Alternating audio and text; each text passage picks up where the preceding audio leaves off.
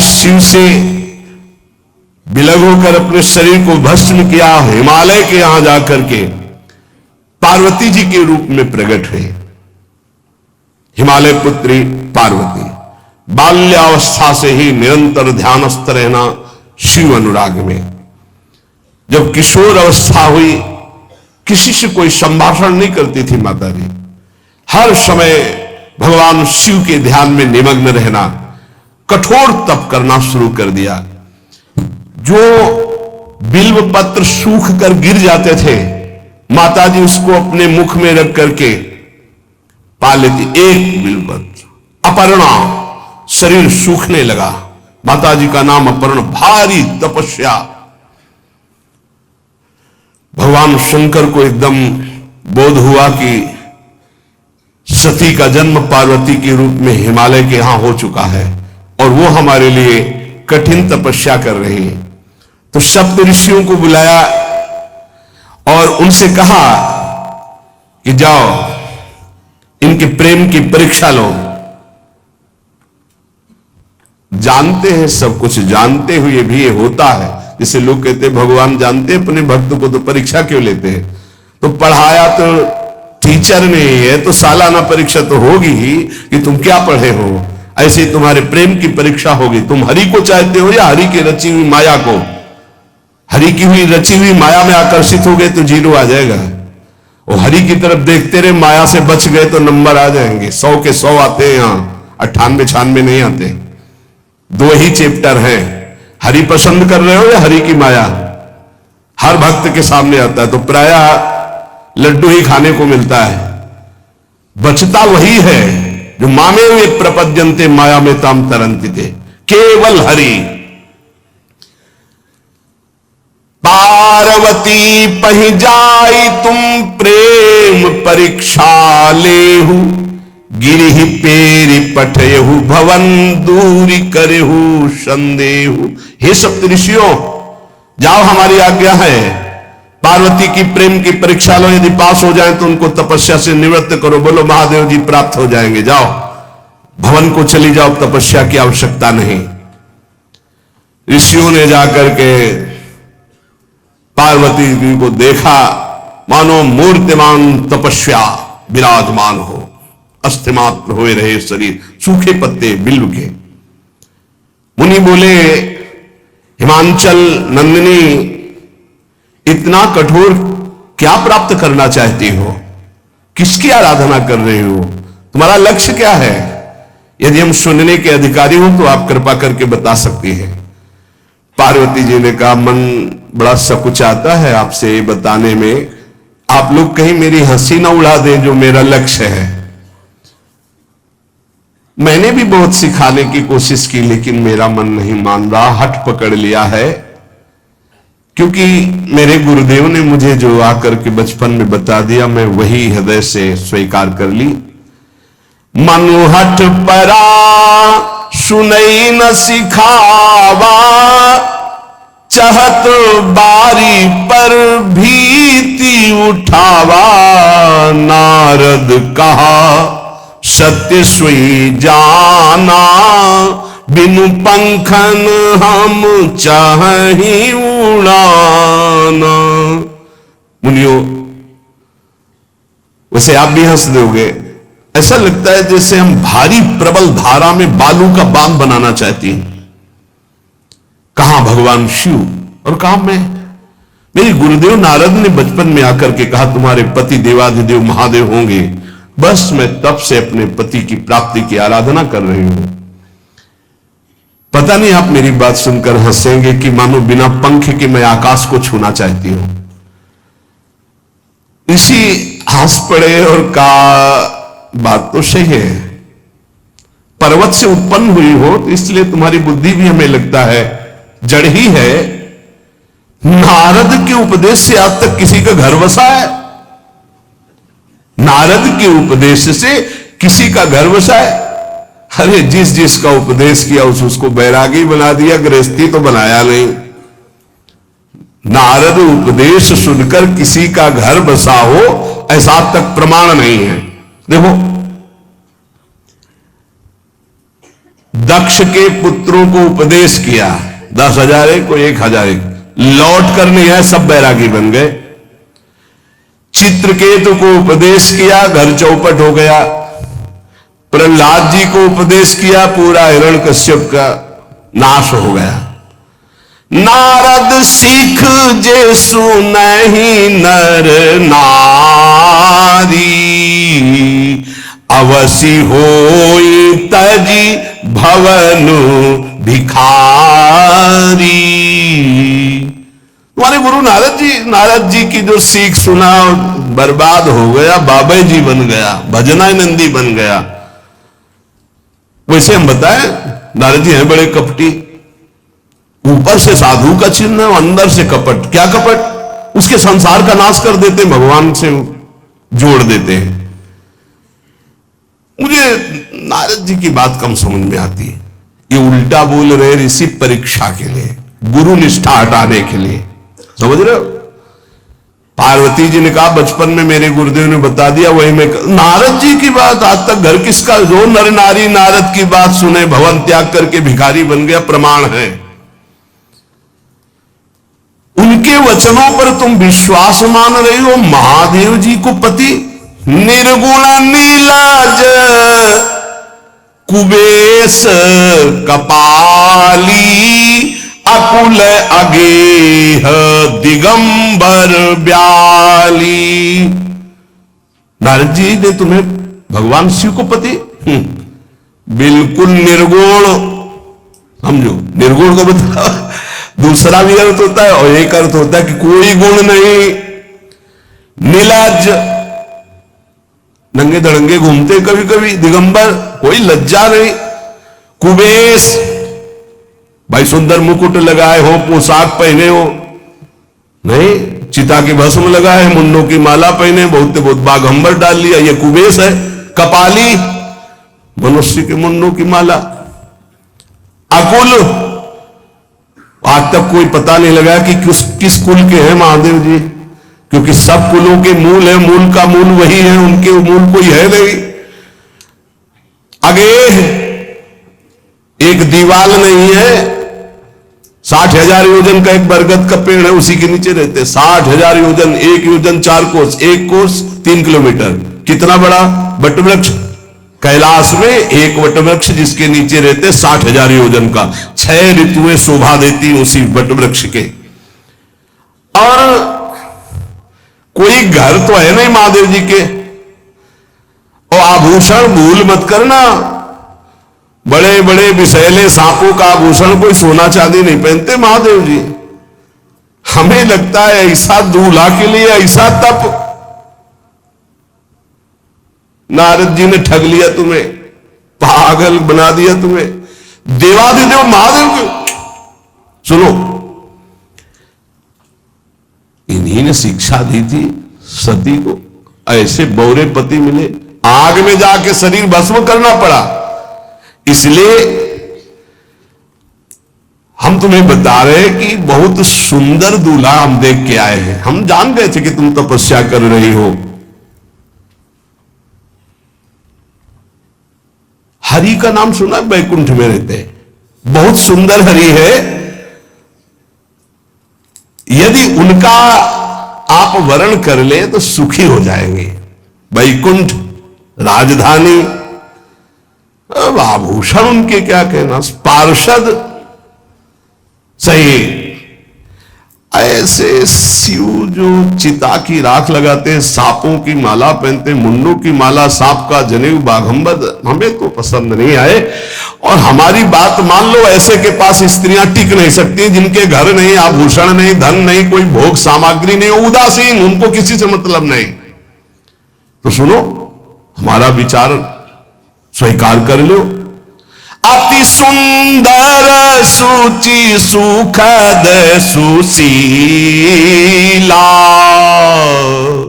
गावहि वेद जासु जस लीला, असबर तुम्हारी मिलावब आनी। बहुत सुंदर त्रिभुवनपति, बड़े सुशील, गुणवान, यश वेद गाते गाते अघाते नहीं है, कोई दोष नहीं, सद्गुणों के समुद्र लक्ष्मीपति वैकुंठाधिपति, तुम्हें कुछ नहीं करना। हां बोलो, वो आएंगे, गरुड़ पे बैठाल के ले जाएंगे, तपस्या करने की जरूरत नहीं। पार्वती जी बहुत हंसी, सुनति विहसी कहा वचन भगवान। अच्छा अच्छा अच्छा, आपने ठीक कहा कि पर्वत से हमारा प्रादुर्भाव हुआ है, इसलिए आपको यह भी पता होगा कि पर्वत बहुत हठीला होता है, जहां डटा है वहीं डटा रह सकता है। सुनो, पर्वत से सोना भी उत्पन्न होता है, जो आग में जलाने पर भी अपना तेज बढ़ाता है, घटाता नहीं। तुम मेरे गुरुदेव के प्रति ऐसा बोले कि वो जिसको उपदेश करते हुए उसका घर उजड़ जाता है, तो बसो भवन उजरो नहीं डरो, पर नारद बचन न मैं परिहरऊं। अपने गुरुदेव के एक भी शब्द को मैं नहीं काट सकती, चाहे मेरा जीवन रहे या ना रहे। बसन हमारा भवन, हमारा श्रृंगार, हमारा सर्वस्व, ये मिले या ना मिले, पर हमारे महादेव जी मुझे मिले। तुम आभूषणों की, वसन भूषण की बात कर रहे हो, ग्रह की बात कर रहे हो, पद की बात कर रहे हो। गुरु के वचन प्रतीति न जेहि, सपने हूं सुगम ना सुख सिद्धि तेहि। एक बात तुम्हें बता दूं सप्तऋषियों, जिसे अपने गुरुदेव के वचनों पर विश्वास नहीं, गुरुदेव का भरोसा नहीं, उसे कभी कोई सुख और सिद्धि कदा प्राप्त ही नहीं हो सकती। महादेव वो गुण भवन विष्णु सकल गुण धाम, जय कर मनुरम जाहि संते ही सन काम। आपने बताया कि महादेव में कोई गुण नहीं है और विष्णु समस्त सद्गुणों के धाम है, मैं मानती हूं, लेकिन मेरा मन महादेव जी से रम गया है। अब तो केवल महादेव जी, पहले मिलते सलाह करते तो तुम्हारी बात सुनती, अब तो गुरुदेव नारद जी ने जो उपदेश किया वही मैं करूंगी। अब मैं जन्म संभुहित हारा, को गुण दूषण करे विचारा। ये इष्ट निष्ठा होनी चाहिए। अब तो हमारा जन्म आराध्य देव के लिए, अब कौन गुण दोष का चिंतन करे। जन्म कोटि लग रगर हमारी, बरऊ शंभुनता रहूं कुमारी। करोड़ जन्म लूंगी, अगर इस जन्म में महादेव जी ने मिले तो करोड़ जन्म लूंगी, हर जन्म तप करूंगी, पर हमारे प्रीतम होंगे महादेव, पति होंगे महादेव। तजऊ न नारद कर उपदेशु, आप कहीं सत बार महेशु। हजार बार आकर के, सैकड़ों बार आकर महादेव जी भी कहें कि अपने गुरुदेव के वचन छोड़ दो, तो मैं अपने गुरुदेव के वचनों का त्याग करने वाली नहीं। आप जा सकते हैं, बहुत जगत में कुंवारी कन्याएं और कुंवारे वर हैं, उनका ब्याह करा दीजिए। मेरी तो केवल एक ही बात रहेगी, हर जन्म महादेव जी के लिए। समस्त सप्तऋषियों ने साष्टांग दंडवत की और कहा, जगदम्बा आप नित्य शिव की अर्धांगिनी, भगवान शिव ने ही मुझे भेजा था आपकी परीक्षा के लिए। जाओ, भगवान शिव सब जान रहे हैं, ब्याह पक्का, अब आपको तप करने की जरूरत नहीं है। तुम माया भगवान शिव, सकल जगत पितुमात, नाई चरण सिर मुनि चले, पुनि पुनि हर्षत गात। प्रणाम करके सप्तऋषि गए, हिमांचल से कहा सादर अपनी कन्या को लिवा लाओ और ब्याह की तैयारियां शुरू करो। महादेव जी ब्याह के लिए पहले से ही राजी हैं और समस्त देवता ब्रह्मा जी आज उनके पास जा रहे हैं प्रार्थना करने के लिए। इधर जब पार्वती जी को लेकर हिमालय अपने घर पे आते हैं, तब भगवान विष्णु, समस्त देवता, ब्रह्मा जी कैलाश पहुंचे। जहां भगवान शिव विराजमान थे, सबने स्तवन किया और कहा प्रभु बहुत दिन से एक लालसा है, सकल सुरन के हृदय शंकर परम उछाहु, निज नैन देखा चाहे नाथ तुम्हार विवाह। भगवान विष्णु ब्रह्मा जी समस्त देवताओं ने कहा प्रभु हम सबके मन में एक उत्साह है, आप दूल्हा हो, हम सब बराती हो, आपका विवाह देखना चाहते हैं। प्रभु ये उत्सव देख ले तो हमारा जीवन सार्थक हो गया, आप हां बोलो। कामदेव के मद को चूर करने वाले आपको दूल्हा रूप में देखना चाहते हैं हम सब। स्वामी का स्वभाव होता है सेवक को सुख देना। पार्वती जी ने अपार तप किया है आपके लिए, आप उनको अंगीकार कीजिए। भगवान विष्णु ब्रह्मा जी की प्रार्थना सुन करके भगवान शिव जी ने कहा तथास्तु, ठीक है ब्याह पक्का। देवताओं ने नगाड़े बजाए, फूलों की वर्षा होने लगी, देवाधिदेव महादेव की जय के नारे कैलाश में गूंजने लगे। सप्तऋषि भगवान शिव के पास आए, कहा प्रभु बड़ी अनन्य है पार्वती जी आपकी, अखंड प्रेम है, हमने बड़ा छल करके उपदेश किया, लेकिन उन्होंने कहा कि मैं नारद जी का उपदेश नहीं त्याग सकती, करोड़ों जन्म लूंगी और हर जन्म महादेव जी के लिए। भगवान शिव जी की आंतरिक वृत्ति जो पार्वती जी की प्रीति की है उसे कोई नहीं जानता। बहुत विरह में रहे, ऐसा न समझे कि देवादिदेव महादेव जी परम उदासीन है, नहीं, सती जी के वियोग में बड़ी विचित्र दशा महादेव जी की हुई थी। सप्तऋषि फिर गए पार्वती जी के पास और कहा अभी बीच में घटना घट गई, कामदेव गया था महादेव जी की समाधि को भंग किया तो महादेव जी ने कामदेव को भस्म कर दिया, तो अब ब्याह का मतलब क्या रह गया। भवानी ने कहा तो तुम क्या अभी तक भगवान शिव को कामयुक्त देखते थे क्या?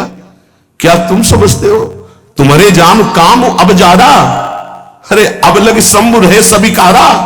तुम्हारी नजर में अभी तक भगवान भिखारी थे और अब काम को भस्म किया है। अरे हमने भगवान शिव की आराधना की, हमारे जानी सदा शिव जोगी, अज अनवद्य अकामो अभोगी। मैंने तो शिव को सदा ही योग संपन्न ब्रह्मबोध देखा है। वचन और कर्म से, मन से मैंने यदि भगवान शिव को अपना स्वामी माना है, योगी, अजन्मा, अनिंद्य, काम रहित, भोगहीन, तो निश्चित मुझे प्राप्त होंगे। भगवान शिव के पास फिर सप्तऋषि गए, बोले प्रभु गजब की निष्ठा है, केवल आपके प्रति प्रेम है। ब्रह्मा जी ने लगन रची, सप्तऋषियों को बुलाया और कहा ब्याह दोनों तरफ, ये लड़की पक्ष की लगन है, वर पक्ष की लगन। ब्याह तय हो गया, दिन नक्षत्र घड़ी, नगाड़े बजने लगे, देवताओं के लिए सुमन वृष्टि हुई। ब्रह्मा जी ने सबको बुलाया, हिमालय ने सबको निमंत्रण दिया, बड़े बड़े पर्वत भेंट लेके आ रहे, बड़े बड़े रसनिधि समुद्र भेंट लेकर के आ रहे। वहां भोजन पान के लिए हिमालय के पास कोई कमी थोड़ी थी, रस की नदियां बह रही थी, विविध प्रकार के रस, विविध प्रकार के फल, विविध प्रकार के भोग वहां सब व्यवस्थित किए जा रहे हैं। ब्रह्मा जी ने कहा देखो सबसे पहले नारायण की समाज रहेगी, दूल्हे की नहीं रहेगी, नहीं तो गाली ही पड़ेगी। हिमालय के आप प्रवेश पाने के लिए बरातियों में सबसे पहले नारायण, फिर देवराज इंद्र का परिकर, वायु देवता, अग्नि देवता, सबसे पीछे दूल्हा की बारात। बात तय हो गई। ऐसे ऐसे सब लगे सवारन सकल सुर, वाहन विविध विमान, हो ही सगुन मंगल सुबद, करहि अप्सरा गान। सब अपने अपने वैभव संपन्न सब तैयार हो रहे हैं। बोले महाराज दूल्हे को तैयार किया जाए। शिव ही शंभुगन करहि सिंगारा, जटा मुकुट अहि मोर संवारा, कुंडल कंकन पहिरे ब्याला, तन विभूति पट के हरि छाला, शशि ललाट सुंदर सिर गंगा, नयन तीन उपवीत भुजंगा, गरल कंठ उर नर सिर माला, अशिव वेश शिव धाम कृपाला, कर त्रिशूल अरु डमरु विराजा, चले बसा चढ़ी बाजहि बाजा, देखी शिवहि सूर त्रिय मुस्काहि, बरलायक दुल्हनी जग नाही। दूल्हे की तैयारी हो रही भाई, चिता की भस्म, चिता की भस्म,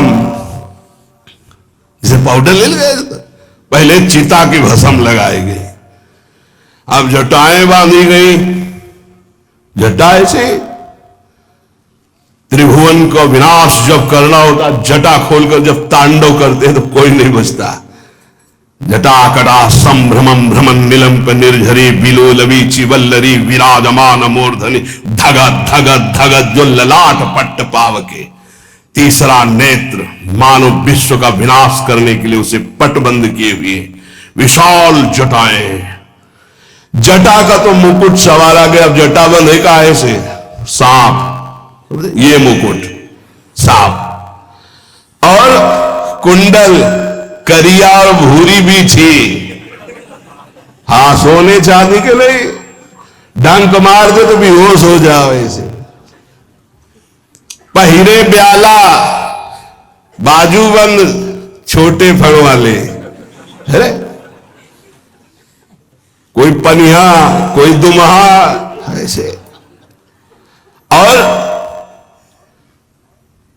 ऐसे जनेऊ वासुकी नाग, गले के माला भगवान का विभूत, ऐसा स्वरूप है, और शेर की छाल नीचे, शशि ललाट, द्वितीया का चंद्र, शशि ललाट, ये मुकुट द्वितीय का चंद्रमा, सुंदर सिर गंगा, भगवती गंगा, फवारे नहीं उठते जटा के बीच से गंगा जी, नयन तीन, माथे वाला बंद है दो खुले हैं, उपवीत भुजंगा, जनेऊ वासुकी नाग, गरल कंठ, नीलकंठ विष आरोके हुए, और मुंडों की माला, हाथ में त्रिशूल, डमरू बंधा हुआ, नंद के सर पे सवार। बोले ऐसे दूल्हा के लिए दुल्हन तो त्रिभुवन में नहीं मिलेगी, ऐसा दुल्हन दुल्हन का मिलेगी। अच्छा दूल्हा सज गया, ब्रह्मा जी ने देखा, बोले महाराज आगे आपकी सवारी। नारायण भगवान उनके चतुर्भुज पार्षद, शोभा सुगंध सौरभ, आगे गरुड़ पे सवार, पीछे हंस पे सवार ब्रह्मा जी अपना परिकर, देवराज इंद्र, भगवान विष्णु जी दूल्हे की तरफ देखे, बोले महाराज विष्णु कहा अस बिहस तब बोल सकल दिशराज, बिलग बिलग होई चलो सब निज निज सहित समाज। कोई भी दूल्हे के पास मत फटको, पीछे रहने दो, सब अलग अलग समाज चलो, नहीं पानी नहीं मिलेगा हिमालय के अगर आगे ये हुई तो। अब तो वर अनुहारी बरात न भाई, हंसी करहियो पर पुरजाई। नारायण ने कहा कि दूल्हा के अनुरूप ही हम सब बराती नहीं भैया, दूल्हा सबसे पीछे, सब बराती क्रम से पहले हम, फिर ब्रह्मा जी, फिर देवराज इंद्र से सब। भगवान शिव ने कहा तुम अपने पार्षद सब लिए हो तो हम बुलाते हैं। श्रृंगी निकाली, जे ही बजाया तो भगवान शिव के पार्षद आ गए। शिव अनुशासन सुनि सब आए, प्रभुपद जलद शीस तिल, जय हो महाराज की आज्ञा करो। अरे बोले विवाह हमारा बहुत दिनों से आओ। भुजप्पा जैसे देखो ना, अगिया बैताल। हाँ अब कैसे शिव के बराती हैं, जरा ये आगे पार्टी तो निकल गई बंदनी। ये जो भगवान शिव ने बुलाया बरातियों को, अपने साथियों को मुखहीन विपुल मुख काहू, बिनु पद कर को बहुपद बाहू, विपुल नयन को नयन विहीना, रिष्ट पुष्ट को अति तन खीना। किसी के एक को मुख नहीं, केवल मांसई का पिंड है, और किसी के पूरे शरीर में मुख ही मुख है। किसी के एक भी हाथ पैर नहीं है, लुढ़कता चल रहा है, और किसी के बहुत से हाथ पैर हैं। किसी के नेत्र नहीं है, किसी के बहुत नेत्र हैं। बड़ा विचित्र। किसी के हड्डी हड्डी है तो कोई बहुत मोटा है, कोई बहुत पतला है। तनखीन को अति पीन, पावन को अपावन, गति धरे भूषण कराल कपाल, कर सब सद्य सोनित तन भरे। खरस्वान सुअर सुकाल मुख गण भेष, अगणित को गने बहुजिनस प्रेत पिशाच जोगी, जमात वर्णत नहीं बने। पिशाचनी खून लपेटे नाच रहे, भगवान शिव का विवाह। और भूत और किसी के सुअर के मुंह, किसी के कुत्ता के मुंह, किसी के गधा के मुंह। बड़ा विचित्र भेष भगवान के शिव के पास। नाचहि गावे गीत, कौन अप्सरा गंधर्व नहीं, परम तरंगी भूत हो, ऐसे बच रहा है। ये गाल हो रहा है, हड्डी हड्डी है भूत की। भगवान शिव के सामने नाच रहा है गाल। कैसा शोभा होगी। खून लपेटे पिशाचनी, अगिया बैताल, रोड लाइट, अगिया बैताल, भगवान शिव की बारात। भूत प्रेत बड़े मौजियल, स्वामी का विवाह हो रहा है, खूब छिड़क कर नाच रहे, देख ले तो मूर्छा आ जाए। अब बनी है बारात, तो जस दूल्हा तस बनी बराता। बाजा कौन बाज रहे हैं? कोई गाल बजा रहा है, कोई मुंह बजा रहा है, और बैंड थोड़ी बज रहे। कोई चीख रहा है तो जैसे अलग अलग नहीं, तुरही बज रही, ये बज, वहां कोई बाजे नहीं, सब भूत है। भूत प्रेत पिशाचिनी ऐसे स्वर निकल रहे हैं। अब भगवान श्री चले नंदिके पर सवार होकर, जस दूल्हा तस बनी बराता। हिमालय बड़े उत्सव में है। देवाधिदेव महादेव जी की महिमा हिमालय की पत्नी से नारद जी ने सब सुना रखी है। अब तो जितने भी सुंदर सुंदर सब पदार्थ, सब व्यवस्थाएं, सब किए, हाथ जोड़े खड़े हैं। जगदंबा जहां विराजमान है, वहां सिद्धियों की कौन सी कमी है। ये हुआ कि जय हो बारात पधार रही है, सामवेद का गान करते हुए गरुड़ पर विराजमान भगवान नारायण। सब हिमालय वासी ओहो धन्य है, धन्य, यही दूल्हा है, बाराती है। दूल्हा तो भी बहुत सुंदर हो गए, सब देख के लुभायमान हो गए। नारायण परिकर सब। पीछे देखा हंस पर सवार भगवान ब्रह्मा जी, चतुर्मुख, वेद सब। दूल्हा पीछे, गांव के नगर के लोग है ना, ये दूल्हा नहीं, सयाने लोग कहते हैं दूल्हा। दूल्हा तो ये तो ब्रह्मा जी है, देवराज इंद्र। ये दूल्हा नहीं, नहीं नहीं, ये दूल्हा नहीं, ये दूल्हे की बाराती है। वो गजब, इतने सुंदर दूल्हे के बराती, तो दूल्हा तो फिर बहुत हृदय में आनंद है, उत्साह है। नगर की बालक बालिकाओं नववधुओं को ऐसे देख रहे, दूल्हा कौन है ऊपर से चले। जब सब निकल गए तो बहुत हृदय में आनंद था कि अब दूल्हा के दर्शन होंगे। जोई दूल्हा की पार्टी आई, शिव समाज जब देखन लागे, भीतरी चले बाहर सब, जितने अगवाली कर ले आए थे धोती संभाल के जान बचा के भागे। जो बड़े बूढ़े थे, जो महिमा सुने थे, वो धरी धीरज ताहा रहे सयाने, बड़ी हिम्मत करके रुके कि शिव है। लेकिन जो नौजवान बालिका बालिकाएं बूढ़ी नौबहुएं, ये को वहां मंगलाचार में नहीं टिकी, सब अगवानी भाग पड़ी। धीरज धर करके बालक घर में पहुंचते, जवान पहुंचते, बहुएं क्या बात है, तुम लोग भयभीत क्यों हो गए, कोई घटना घटी क्या ब्याह में। कहीं कहा कही जाई न बाता, ये जमकर धार की धो बरियाता। बारात है, यमराज की पूरी लेना आ गई है। भैया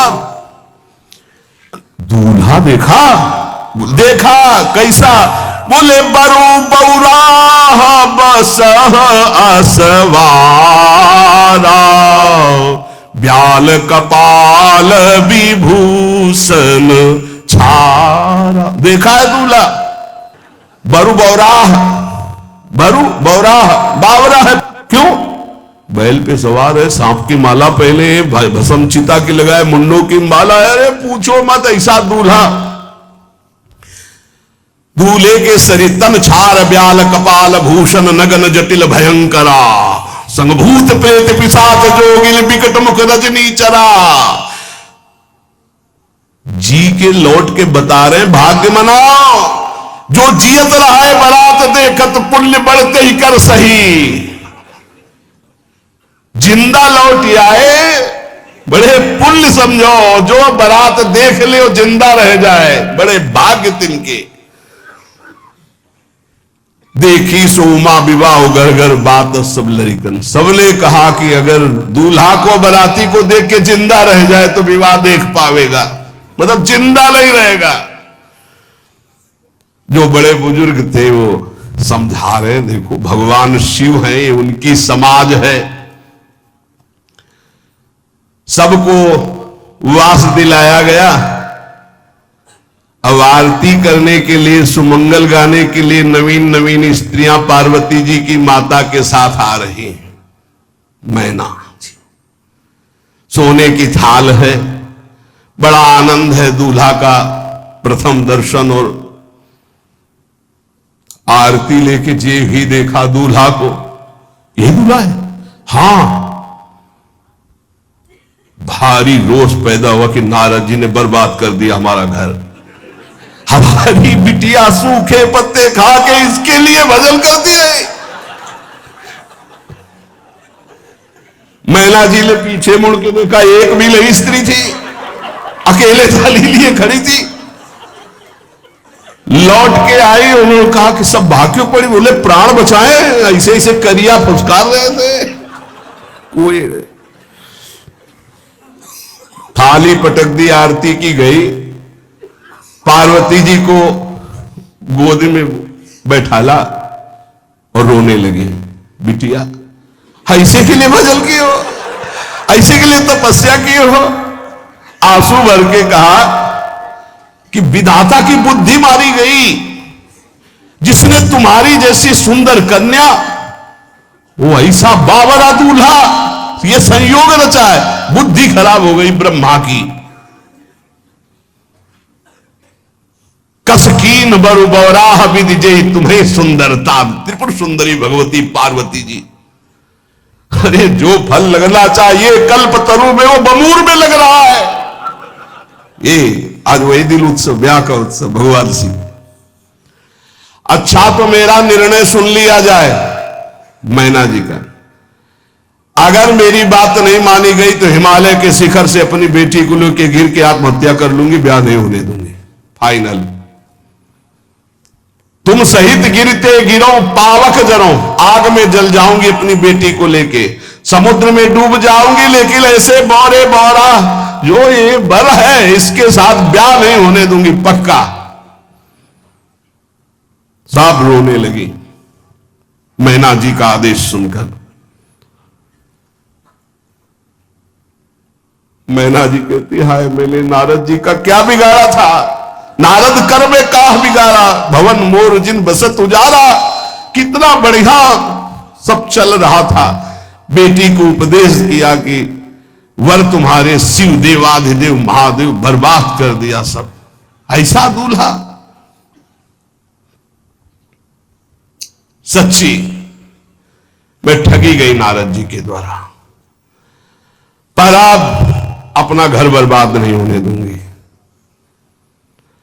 क्या जाने नारद जी बेटी का प्रेम क्या होता है, बांध कभी प्रसव की पीड़ा जानती है, क्या जाने बाबा जी है हमारी बेटी हो ऐसा दूल्हा। जब देखा कि मां बहुत गुरुदेव को उल्टा सीधा बोल रही है तो उन्होंने कहा, माता विचार पूर्वक, जननी ही विकल विलो की भवानी, बोली जुत विवेक मृदुबानी।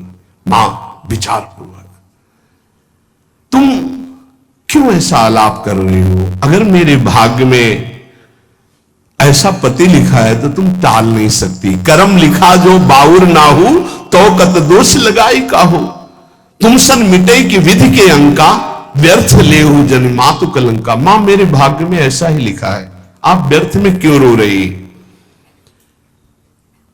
जब पार्वती जी की ऐसी करुण बात सुनी तो सब स्त्रियां रोने लगी, विधाता को दोष लगा रही।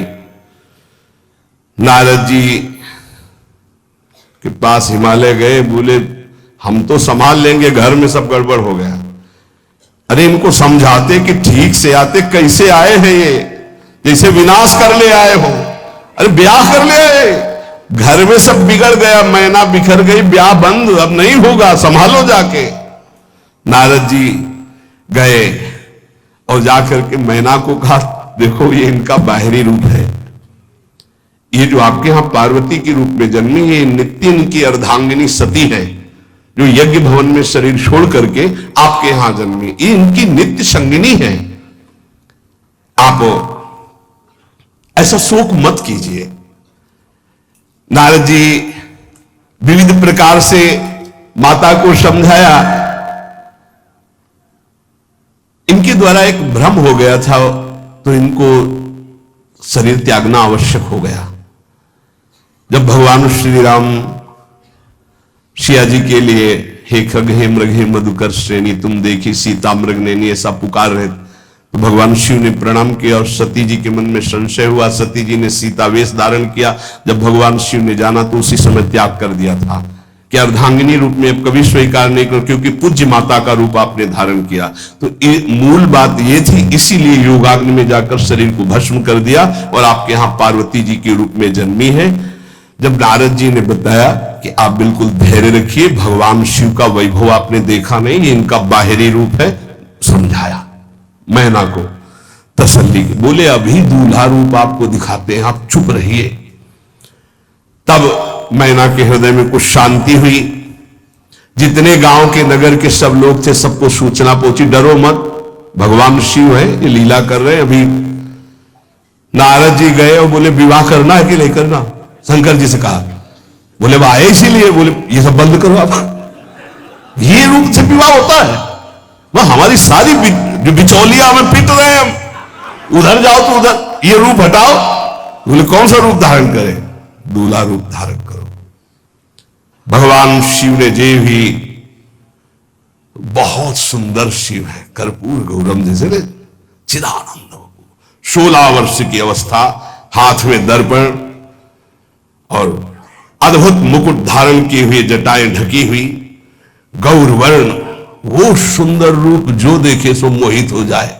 ध्याये नित्यम महेशम रजति किरणिभम चारु चंद्रावतंसम। कैसा सौंदर्य रूप महादेव जी का। चलो, अब जो जेवनार के लिए सब शुभ नौवधुएं सब मैना जी को बुलाया, देखो दूल्हा आ रहे हैं, एक एक कदम ऐसे चल रहे, संभाल संभाल के जैसे चलना सीख रहे हो। तांडव करने वाले चरण है, पर नारद जी ने को अब नहीं, नौ किशोर अवस्था, हाथ में दर्पण, वो सुंदर रूप भगवान शिव का, एक एक कदम बारात में जो देखे सो मोहित। मैना ने कहा हो अहो भाग्य, ऐसे दूल्हा बोले वही हैं जो नंदी पे सवार थे, इनके स्वरूप को जानना बड़ा कठिन है। अब जो सुंदर जेवनार भी बरातियों के साथ भगवान शंकर की बड़े मधुर गीत गाए जा रहे हैं। मुनियों ने फिर हिमवान को लगन पत्रिका सुनाई। विवाह का ठीक समय देख करके समस्त देवता और वेद स्वयं मूर्तिमान होकर वेद उच्चारण कर रहे हैं। भगवान शिव का पाणी ग्रहण संस्कार हो रहा है।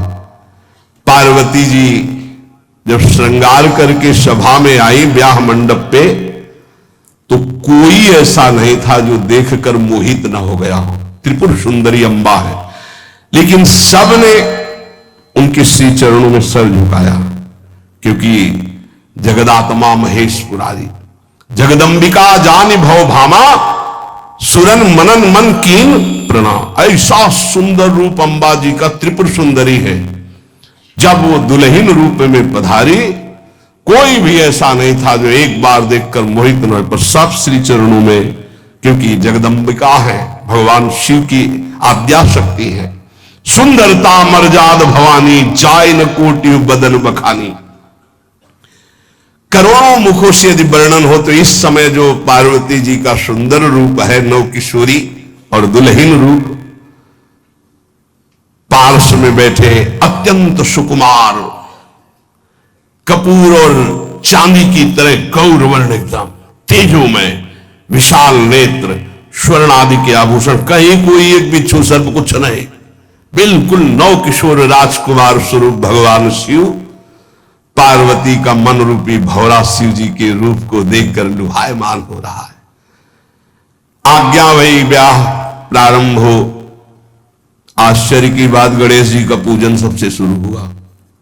लियो, मुनि अनुशासन गणपति पूजे शंभु भवानी, गणानान्त्वा गणपति गंघवामहे प्रियानान्त्वा प्रिय।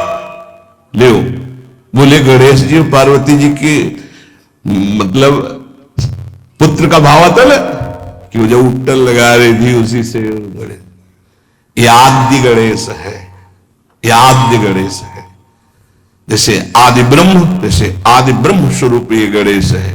भगवान शिव और पार्वती जी ने प्रथम गणपति पूजन किया। मुनि अनुशासन गणपति ही पूजे शंभु भवानी, कोसुनि संशय करे जनी, ये अनादि जी जान। कोई संशय मत करना कि वो पुत्र है जो पार्वती जी से प्रकट हुए। बोले नहीं, ये अनादि गणपति का पूजन हो रहा है जो ब्रह्म गणपति है। जस विवाह के विधि श्रुति गाई, महामुनिन सो सब करवाई। गही गिरीश कुश कन्या पानी, भवई समर्पी जानी भवानी।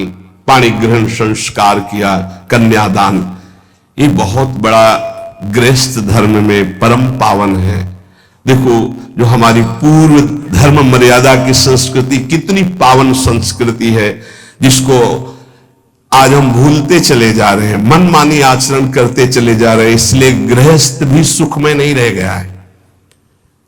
गृहस्थ अगर धर्म के अनुसार हो तो उसको परम पद की प्राप्ति होती, परम मंगल होता है।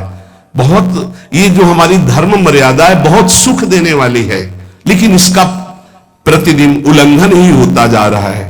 न माता से मतलब, न पिता से मतलब, मनमानी आचरणों से मतलब, जो मन जैसे आवे वैसे बहे, ये हमारी धर्म मर्यादा। देखो स्वयं भगवान कैसी मर्यादा है, पानी ग्रहण कर रहे, कुछ जल मंत्र, ब्रह्म ऋषि साक्षी, फिर पानी ग्रहण।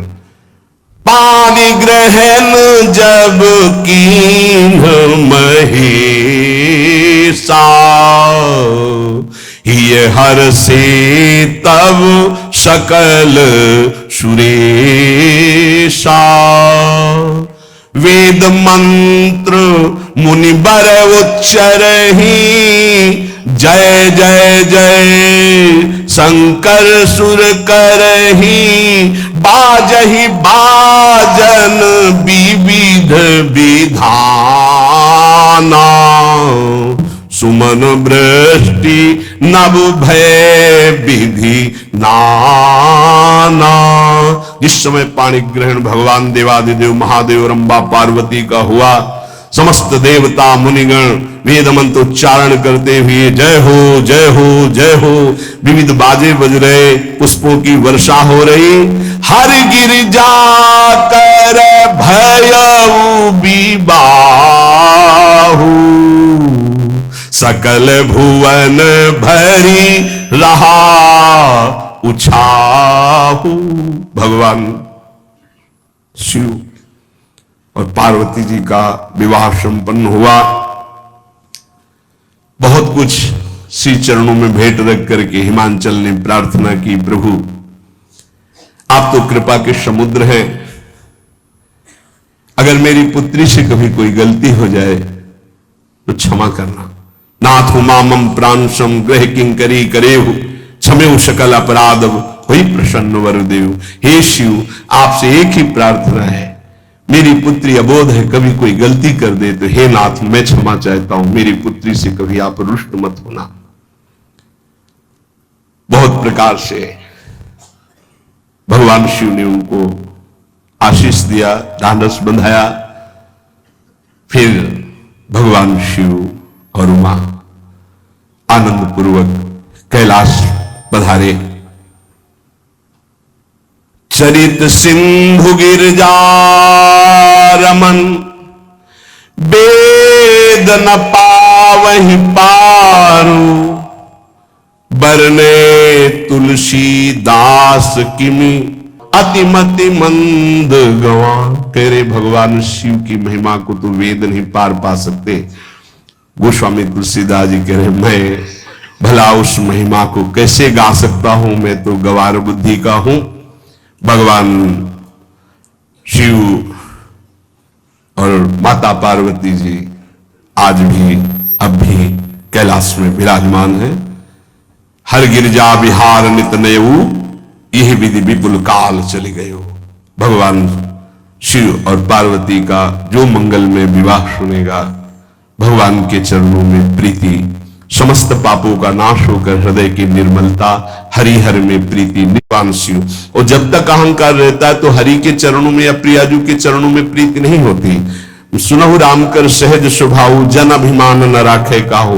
तो भगवान शिव जिस पर कृपा करते तो अहंकार का अपहरण कर लेते और दैन्य भरी भक्ति हरि के चरणों में हो जाती है। इसीलिए भगवान श्री राम अपनी अयोध्या वासियों से हाथ जोड़कर कहा, और एक गुप्त मत सबई कहो कर जोरी, शंकर भजन बिना नर भगति न पावे मोरी। भगवान शिव और पार्वती का ब्याह संपन्न हुआ, आज भी कैलाश में नित्य विहार करते हुए विराजमान है। ऐसे उनके चरणों को प्रणाम करके अपने आराध्य देव के चरणों में प्रीति मांगते हैं। नमः पार्वती पतये हर